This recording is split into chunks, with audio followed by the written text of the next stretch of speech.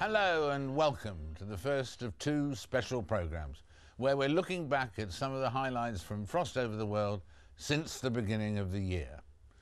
Coming up later, we'll hear from world leaders, celebrities and people you've told us you found fascinating. But right now, in January, we start with when world attention was fixed on Gaza after the Israeli government sent in troops ostensibly to counter rocket attacks, but with more complex motives than that. What was dubbed the War of Gaza lasted 22 days and led to more than 1,000 Palestinian deaths and 13 Israeli deaths. As officials from the EU and the UN worked to bring about a ceasefire, conditions in Gaza were quite simply appalling, even for aid workers. It was a conflict that has caused reverberations ever since, and those have been reflected in our programmes. One thing makes the war in Gaza quite unique, and that is it's the only conflict I've ever been anywhere near that has a fence around it. And when you have a conflict with a fence around it, you have a situation where there is no safety. And in a situation where there is no safety, you have to have a ceasefire. And the Security Council expressed the voice of the world community last night. For nearly 2 weeks now, people have been, I think, appalled, heartily sickened by the pictures that they have seen of the suffering of innocent children and women and babies in Gaza. The Security Council spoke with one voice, and I'm sure in this programme you'll be exploring with the parties on the ground their approach to the ceasefire. But there are no excuses now. The international community has spoken through the microphone of the Security Council. It's showing itself to be credible and relevant at a time when all the world is clamouring for the guns to fall silence. You can't, as a democratic government, sit there and allow people to lob weapons into your country and do nothing about it. And the problem is not doing anything about it doesn't work, and doing something about it doesn't work. Innocent people get killed in both those circumstances. So what we have to ask is, how do we get peace? And the only way that you can get peace is a two-state solution in which Israel is allowed to live in peace and the Palestinians get a homeland and a home state. Why do we think that all these Arab nations have turned against Hamas? The reason is because they can see that Hamas doesn't accept that single route to peace. Why do the Palestinian people support Hamas? I think it's because they do feel desperate. And they do feel let down by their leadership. I understand that, and I understand your anger and the tears that are being shed and the protests around the world, but I also just want peace. I want an end to the fighting. You cannot have peace by cutting bodies of children into pieces. Look what Israel is doing in Gaza. I realise that. Well, Israel could have achieved peace by negotiating a long-term truce with Hamas. And since 1994, Hamas has been saying, withdraw to the borders of 1967, before the 1967 war, release our prisoners. There are 12,000 Palestinian prisoners in Israeli detention. Why is Israel keeping them there? Why is Israel causing so much pain and agony to the parents, to the fathers, to the wives, and to the children of these detainees? I think we both know why those prisoners are in prison. But we also both know that those kind of things are negotiable. Look what happened in Ireland. And we can exchange and we can shout at each other and be really angry, but that doesn't get either of us anywhere. What we need to think about is what is negotiable, what can be agreed. And I believe there is a negotiation out there for a two-state solution. But unfortunately, and perhaps you're about to tell me this can change, Hamas does not appear to me to accept the idea that there can be the existence of a homeland for the Jews in Palestine. And I think that, I think that, no, I'm not actually. I think I'm trying to get to what I regard as the core point. Yasser Arafat recognized Israel's right to exist. He agreed to the two-state solution. Mahmoud Abbas did. Where is the Palestinian state? Well, there is no Palestinian state because Israel continues to build settlements, continues to confiscate Palestinian land, continues to cause so much frustration and pain to the Palestinians. There can never be a two-state solution because of Israeli policy. And in terms of the money and resources that you were talking about that Gaza needs from all over the world, do you think that Israel should be a donor? They did a lot of the destruction after all. Israeli authorities also expressed their sympathy to the civilian casualties and destruction of civilian lives. I believe that Israelis should also take part in bearing expenses for that. I don't think that those who destroyed Gaza the way we have seen and hit hospitals, schools with no mercy and no commitment to any principle of international law should be included, or their money should be accepted. If they have some money, they have to do better in treating the population in the occupied territories, which they have maltreated since the beginning of occupation. In short, I don't think their money should be accepted. In May, US President Obama put a decisive stamp on the Middle East peace process, meeting the new Israeli Prime Minister Benjamin Netanyahu and the Palestinian President Mahmoud Abbas, preparing the way for that landmark speech at the beginning of June. I think since the year 1689, when Vienna was sieged in the middle of Europe by the Ottoman Muslim forces, till today, President Obama's speech was the first genuine attempt by a Western leader to define the relations with the Islamic world. I believe it's a significant speech, comprehensive speech, focused on the bigger picture, and I hope that the words and the substance of the speech will be balanced with deeds on the ground. Because now, Sir David, Muslims and Arabs have taken notes of everything President Obama said. Their eyes now are focused on what Netanyahu, the Prime Minister of Israel, will do. So tomorrow, next week, next month, if Mr. Netanyahu continues his settlement activities and rejections of the two-state solution, I believe this will be judged at the end as the issue that will either make or break the vision that was introduced to the stage by President Obama in Cairo yesterday. I think here Mr. Netanyahu came forward really with a good faith approach of immediate negotiations with the Palestinians, with Abu Mazen. By the way, we have requested a meeting with Abu Mazen, but to no avail so far.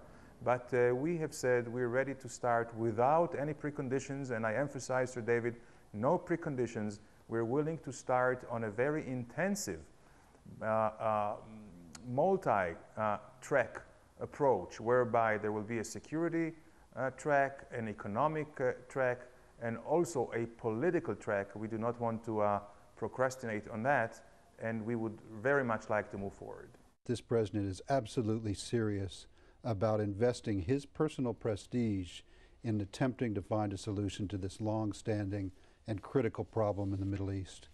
I think it's important to keep in mind that the president, when he talked, he didn't talk about his administration or his team or his people doing things in the Middle East and to solve this problem. He said, I'm going to do it. I, Barack Obama, am committed to this. He did. Committed to a two-state solution. It's critical that people know that the president himself is committed, and he's indicated that in the past, but it's important that he reinforce that now. Well, the repercussions of the Obama speech will, of course, continue. And we will, of course, continue to bring them to you on Frost Over the World when we're back at the beginning of September. But we move now to South Asia, and a unique scoop for the programme. In the space of 3 weeks, we spoke to both the former and the current presidents of Pakistan. Could you be tempted back into politics again if people wanted you? I really don't know. I wouldn't be able to comment at the moment.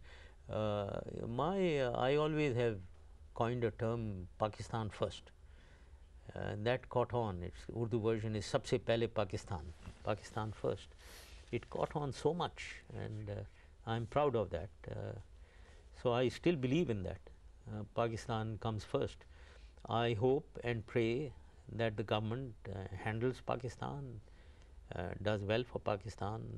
As I said, progress and development of the state, welfare, well-being of its people. If they can ensure this, I'll be the happiest man. But if this is not ensured, and Pakistan is on a nosedive or a self-destruct mechanism is on, and we are going, and then if I can contribute something to rectify the situation, certainly I will. My life is for the country, for Pakistan. Could you ever conceive of there being such a situation? I think the people of Pakistan are the best judge of that. And if you think so, you should join and make a political party and come in the arena and see, because it's not the question of to be called upon to help because you're a technocrat or you're a bureaucrat or you're an intellect. All three he's obviously not. If he wants to, then he has to come in the political field and be elected, because it's the people's choice that makes you the representative and then gives you the right to serve. Well, we'll hear more from both men next week. Meanwhile, in other parts of South Asia, the Sri Lankan government was wiping out the LTTE, the so-called Tamil Tigers. India went to the polls in huge numbers. And in Bangladesh, democracy returned. Former Prime Minister Sheikh Hasina won a huge majority. But was there, I wondered, a role for her defeated rival, Khalida Zia? Look out for the little smile at the end of her answer. As you know that in the parliamentary system, opposition is always a part of the government. So the treasury bench and opposition bench, they always work together.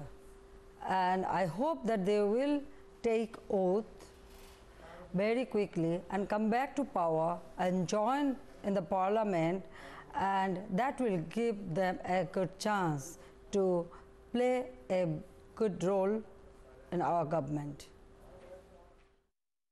Coming up after the break, the credit crunch, the G20, much more besides. Don't go away.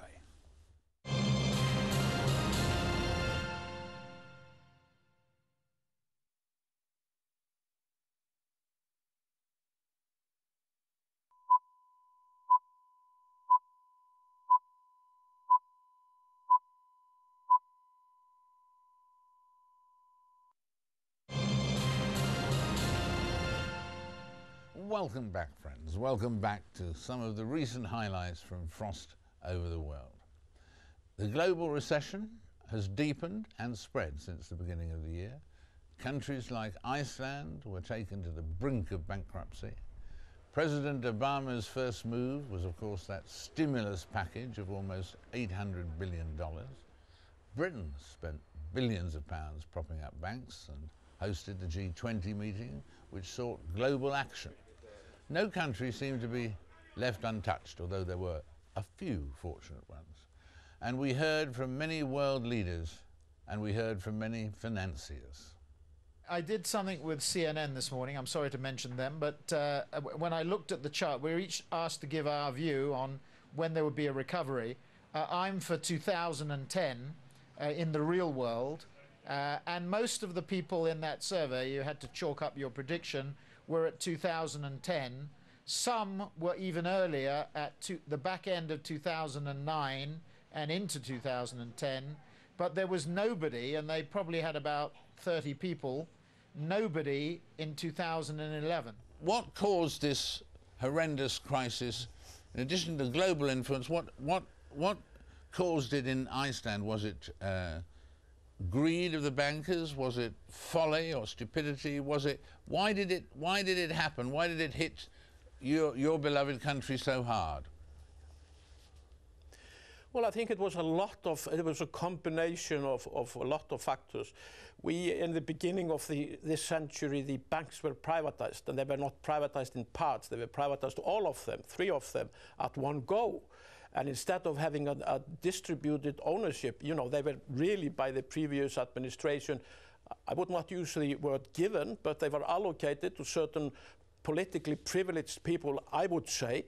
And, you know, the people that came into ownership of them, there was a lot of young, well, in my view, young bankers that have earned a lot of money abroad. And they were full of testosterone and the desire to take risks.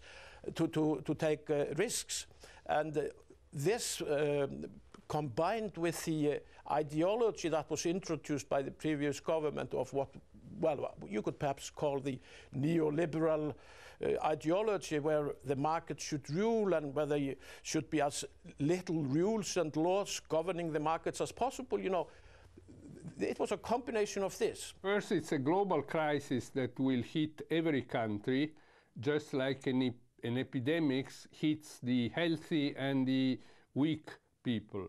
But I think that those who will come out better are the countries which have little debt, little private and little public debt, because essentially this is a crisis of too high indebtedness, particularly in the United States. So therefore the United States are the most vulnerable, do you think? Not necessarily, because it's a very resilient economy, and there are economies which may be hit by the crisis and in the end be hit even harder. But certainly the crisis starts in the United States and comes essentially from disequilibria that have developed within the United States. So to get out of it will be hard for the United States, at least as much as for many other countries. Will the stimulus package work, be a plus, or is it not effective? No, it's a negative. They're making things worse. They have been throwing money out the window for 2 years now, and it has done no good. Things continue to get worse. It's going to continue. It's exactly the same mistake the Japanese made in the 90s. The Japanese spent gigantic amounts of money, and they would not let people fail. They propped up banks. They propped up zombie companies, and they still haven't recovered 19 years later. We won't either. What would you have done if you'd been in the president's position? What measure would you have brought in? I would have let them all fail. I would have let the people who were incompetent and who were insolvent, I would have let them fail. The way the system is supposed to work, when times like this come, the solvent people, the competent people, take over the assets from the incompetent people, and then you start over again from a sound base. This is what South Korea did, Russia, a few other countries did it this way, and they did fine. What they're doing this time is they're taking the assets away from the competent people and giving them to the incompetent people and saying, now you compete with the competent people with their assets and their money. It's terrible economics, and it is horrible morality. Not that politicians care about morality, but it's not going to work. It hasn't worked before, and it's not going to work this time. In one day, can anything really be achieved in terms of the currency crisis or global warming? I mean, what can be hoped for from that? I think that the G20 summit on the 2nd of April is not just a chance for the world to come together and have a meeting. It's a chance for the countries that represent 85% of the world's GDP to actually agree actions. Actions in respect of the financial system, because there are key regulatory improvements that need to be made, but also take significant steps in terms of macroeconomic coordination, including the role of the IMF, but also extend the message, which is going to have to be about how we ensure that economic recovery is in the interests of the poor as well as the rich, and how economic recovery is sustainable because it's built on a low carbon basis. You can't provide all the answers in one day, but the truth is that over the last 20 or 30 years, economics has gone global and politics hasn't caught up.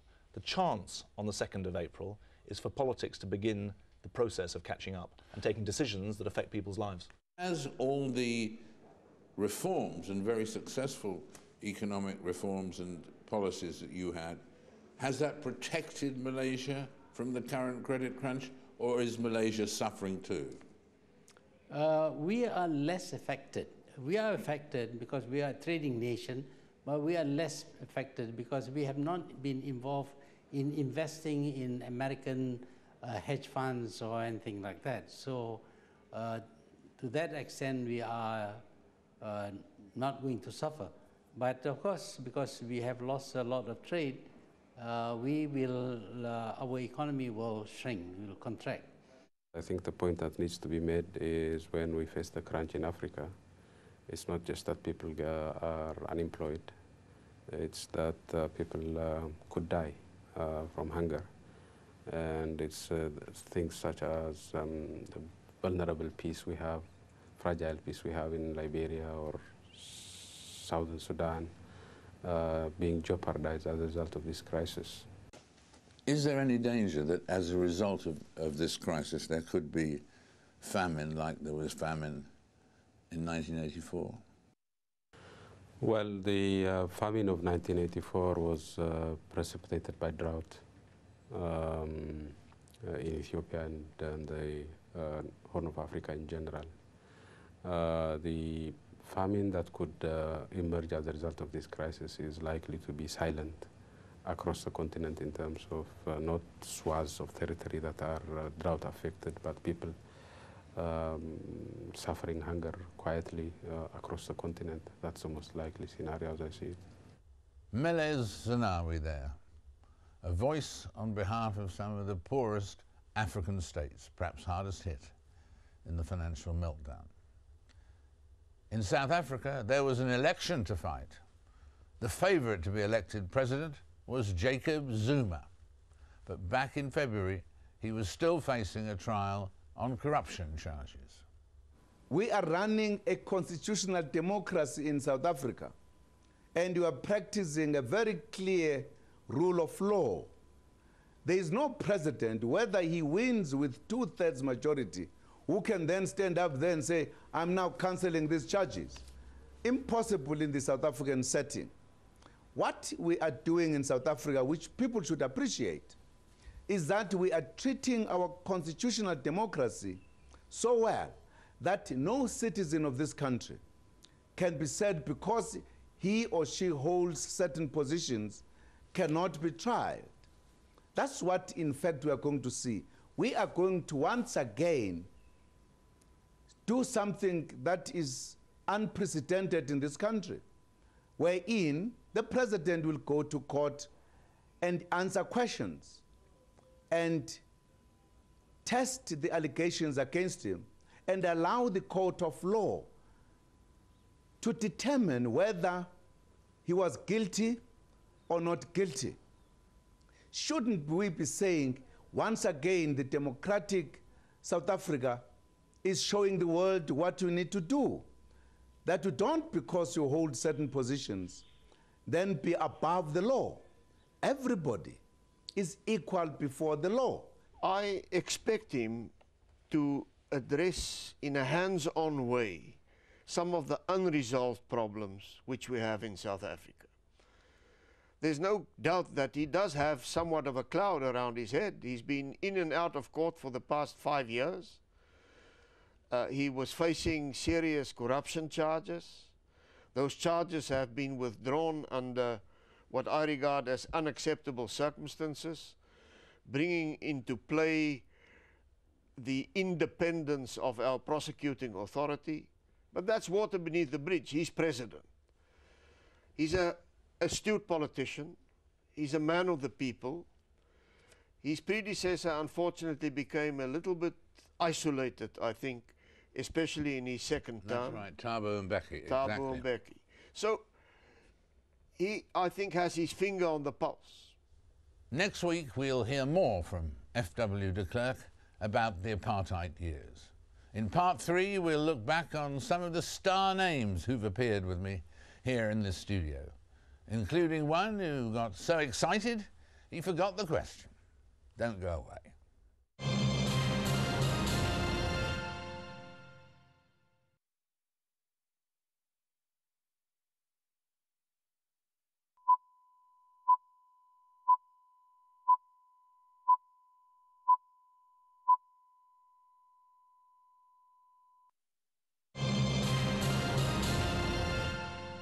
Welcome back to some of the recent highlights on Frost Over the World.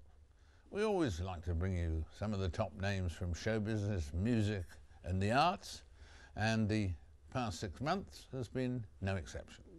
So sit back and enjoy some memorable moments from some of the world's most recognizable names, starting with a highly excitable Oscar winner, Roberto Benigni. Roberto, you caught everybody's imagination when you won the Best Actor Oscar for Life is Beautiful, and the magic moment when you clambered over the seats to get to the stage. Was that entirely a ad-lib thing, or had you planned to do that? Oh, Mr. Frost, what a wonderful question. It's my first question in London. Yes. And then my first answer. Yes. This Yes. is a historic moment. Yeah, Historic. historic moment. And I really believe me, I'm so proud to be here with you. Really Thank you. Well, we're delighted to be here with you, too. Oh, thank you. In Al Jazeera. Unbelievable moment for me. I'm really full of happiness. Full of happiness, that's full the of word. happiness. Yeah, yeah. And full of very good English and so on. Oh, thank you very much. You're very kind. And I forgot the question now. We were one of the very first boy bands, but we actually started, my brother started, 50 years ago on the Andy Williams shows. Actually, it was Walt Disney that first discovered the brothers. Then it was on Andy's show that they became regulars, and I was born on that show. I was 3 years old when I first started, and with the Cookie Bear and all that. Do you remember those days? Yes. And we haven't stopped. 42 years for me, but 50 for the brothers. And you were all wedded together by obviously family ties and religious ties too, the Mormon faith, basically. Sure, absolutely. Well, that was kind of our backbone and what we still hold on to today. You do? Oh, that definitely. Still means something to you all? It means the now? world to us, absolutely. But, you know, I think we grew up in a very unique way when we were this little family going all over, big family, going all over the world together. That was kind of a unique thing to watch. And we got poked fun at because of our beliefs and also because we were this kind of a family of quail going everywhere together.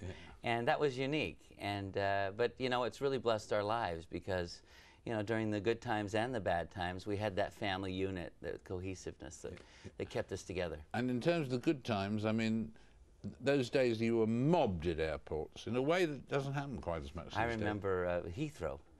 We were all there, and there were so many people there, the balconies collapsed. And some of the girls got hurt, which was just tragic. But matter of fact, they banned us from flying into Heathrow back then. But unless you experienced the 70s, you couldn't even relate to what we're talking about. But you were there, you saw that. Absolutely, but I wasn't doing much singing. That was the Brideshead made a huge mark on the audience and is still played, still remembered, and it's the first thing people always say to me. Yeah, I'm very proud of it. I haven't seen it for a long while, but I keep meeting people who've just seen it or seen it replayed somewhere or just bought the box set. And people think of you as a Charles Ryder figure, don't they? I suppose they do. I'm not really. You're not, knowing you enough to know that you're not particularly a Charles Ryder figure, but people naturally glom onto that, don't they? They do. They do. I had to make a bit of an effort to pull away from that because I never wanted to spend my career playing upper-class, charming Englishmen. Fernando Alonso, which is the sculpture of the ballet in Cuba, he, together with his wife, Alicia Alonso, the legendary ballerina, they formed the school and the company. And I heard him say once how everything started, and he basically, he told me that Fidel Castro, just in the early days of the triumph of the revolution, he went to his house to talk with him. And so they were spending like 3 hours talking about politics. And then after 3 hours, Fidel said, but anyway, I came here to talk about ballet, really, you know. and then he said, so how much do you need to be able to form a ballet company? And then Fernando said, you know, I think like we can do it with about $100,000. And if he say, you know, I'll tell you, you know, we give you $200,000, but you must promise me that you're going to, you know, produce a company for Fresh Line. And so they did. And then from that point on, the company emerged. The state has been heavily, you know, involved in the whole process of evolving the, you know, the company and the school. And this is where we all came from.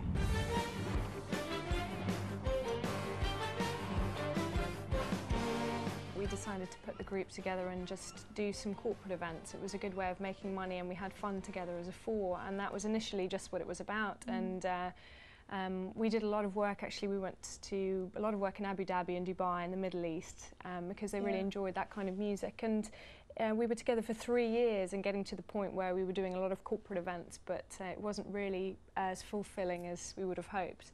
And then the opportunity came to do the show, which we thought was a great way of sort of showcasing our group So when to did the general public. Simon Cowell come into your lives?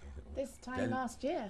Just when it came to the show? So when we performed you had to sign on to say that you'd go with him, and he signed you on afterwards. Yeah, and what's been lovely is that he's sort of always had an interest in our kind of music. So it's, you know, it's been lovely to be able to, for him, I think, as well, to do something other than a vocal group and to be an instrumental band. So.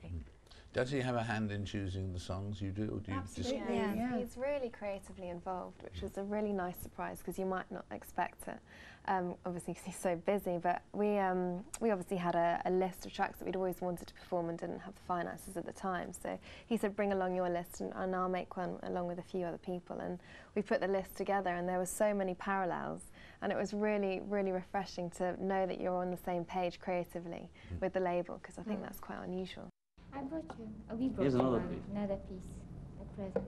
To David, a box of smile. We give him a lot of gear, he throws it away after. He'll regret it. Still looking for his Picassos. Get it?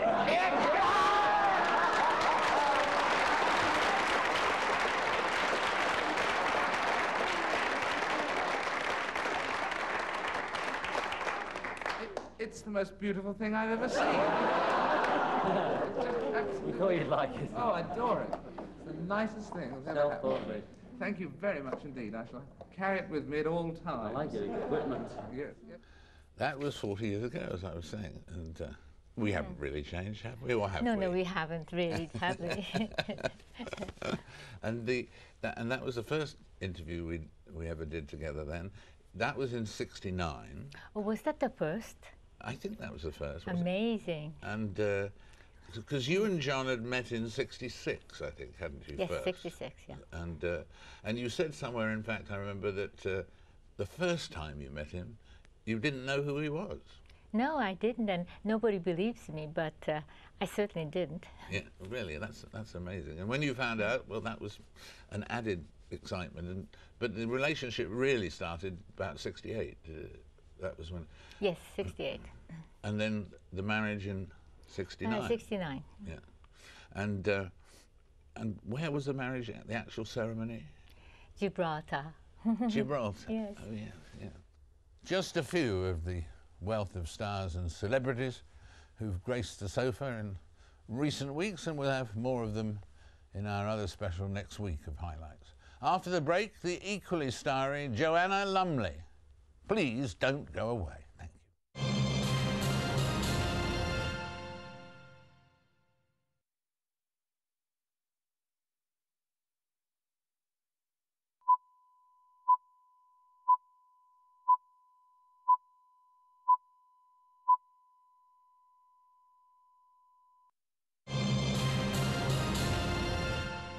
Welcome back to this special programme looking back on some of the many highlights of our recent shows in 2009. In May, we welcomed actress Joanna Lumley to our studio. She had successfully taken on the British government and forced a U-turn so that they would allow Gurkha soldiers from Nepal who'd fought for the British Army, risked their lives, to settle in the UK. She did it. She pulled it off. It was a remarkable triumph. The reason, really, that you first got involved with the Gurkhas was very intensely personal because of your father. My father was a regular soldier, and he served with the Gurkhas all his life. So he joined up when he was about 19 or 20 when he left Sandhurst. And that's the reason that I was born in India, because my father was serving out there, and then brought up in Hong Kong and Malaysia, which was where the Gurkhas were. And a Gurkha, Tul Bahadur Pun, yes. He was in the same section. Saved your father's life. He saved the section's life. They were Chindits out in Burma in some of the bloodiest fighting in the last World War. And under unbelievable bombardment, this incredibly brave soldier challenged all kinds of gun emplacements, took them over, wielding his kukri, slew some of the enemy. I mean, he was phenomenally brave. It was carnage all round. And Tul Bahadur Pun and one other were awarded the VC. The other VC was posthumous. So, in fact, but for that I wouldn't gallant be here. Gurkha, I wouldn't be here. we would not have a Joanna Lumley. David, you put that so nicely. The ineffable Joanna Lumley. On this programme, we've learnt more about the potentially calamitous nature of global warming and rising sea levels from those who study it and those who could potentially be wiped out by it. Over 70 islands that are seriously threatened. These are inhabited islands, these are villages that have been seriously threatened by coastal erosion. People's homes are disappearing, and now we already have a program to protect the coastal line of these islands, but they're very expensive. And imagine you have a village of about 2,000 people living on it, but the mitigation and adaptation measures would cost them around $10 million. So this is quite expensive per capita. Have you been considering, as we read in the papers, that one day you might have to move 300,000 people to Australia or somewhere? Well, this is a possibility. You know, the beautiful resorts that you all go to in Maldives will disappear. And the last resort for the Maldives will not be in the Maldives. It will probably be elsewhere. And that's the ultimate solution. But we are not expecting that to happen in the immediate future.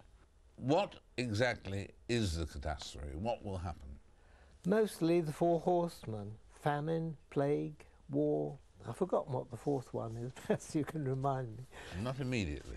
Mostly the four horsemen. Yes. And so people will die suddenly or gradually? It'll vary. In some places they'll die miserably and slowly, in others it'll be killed in a war or in a catastrophe, like a sudden flood. And places like Bangladesh, for example, are so low-lying that as sea level rises steadily, there'll be a tropical typhoon come in that'll lift water onto it and kill an awful lot of people. And the numbers that are going to be killed are literally in the billions? I'm afraid so. 5 or 6 billion? As a scientist, I can never be certain about anything. It's part of our creed, you can't be certain.